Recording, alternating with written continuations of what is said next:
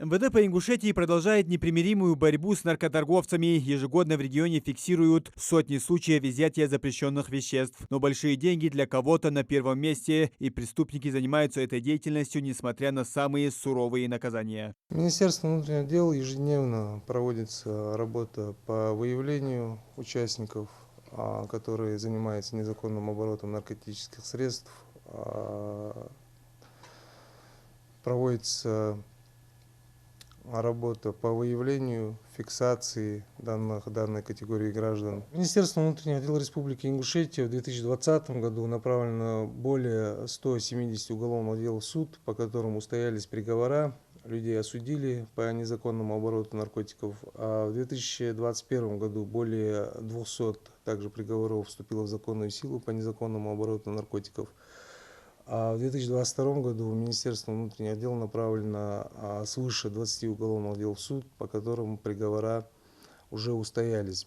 Продажа и производство наркотиков – весьма выгодный бизнес. Распространители наркотиков ведут на любые ухищрения, чтобы продать товар. Наркотики колят, пьют, курят, капают в нос. И ради очередной дозы наркоманы готовы пойти на все. А значит, и драгдилеры не остаются без работы. Ведь, как известно, спрос рождает предложение. Ежегодно Министерство внутренних дел по Республике Ингушетия изымает из незаконного оборота десятки килограммов наркотических средств и психотропных веществ.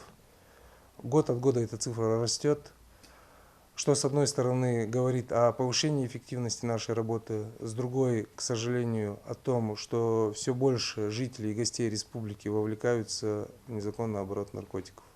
Крупную партию наркотиков изъяли летом 2021 года. Из Пятигорска запрещенные вещества поступали в Ингушетию, а здесь была создана своя группа наркоторговцев. Всего в рамках этого дела было задержано около 20 человек по всему округу. Операция проходила в нескольких регионах СКФО. Было изъято порядка 8560 блистеров с наименованием «Лирика». В каждый блистер из них входит порядка 14 таблеток.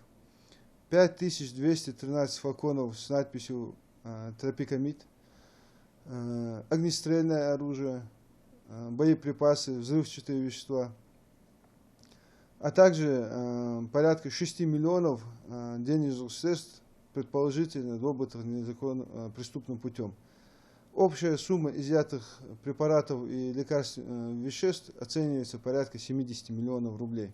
С закрытием очередной ячейки торговцев смертью проблема не решается, а число дел, заведенных в отношении наркоторговцев и потребителей, только растет. И связано это с тем, что наркотики становятся все легче приобрести. Современные средства коммуникации позволили исключить прямой контракт наркодилера с потребителем, а в числе вакансий среди любителей запрещенной эйфории появилась новая должность – закладчик. Данная проблема актуальна не только на территории Республики Ингушетия, но и в других регионах Российской Федерации.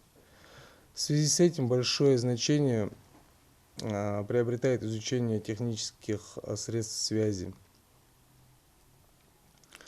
Для предупреждения и пресечения случаев незаконной пропаганды наркотических средств и психотропных веществ в сети интернет Министерством внутренних дел по Республике Ингушетия постоянно проводится мониторинг размещения в сети интернет информации, связанной с распространением сведений о продаже, рекламе, способах изготовления и использования подконтрольных веществ. В психоневрологическом диспансере региона на сегодняшний день стоят на учете свыше 1500 человек, которые употребляют наркотики. Причем это только те, кто попался. На самом же деле их намного больше. Муслим Ганиев, Магомед Дидигов, Новости 24.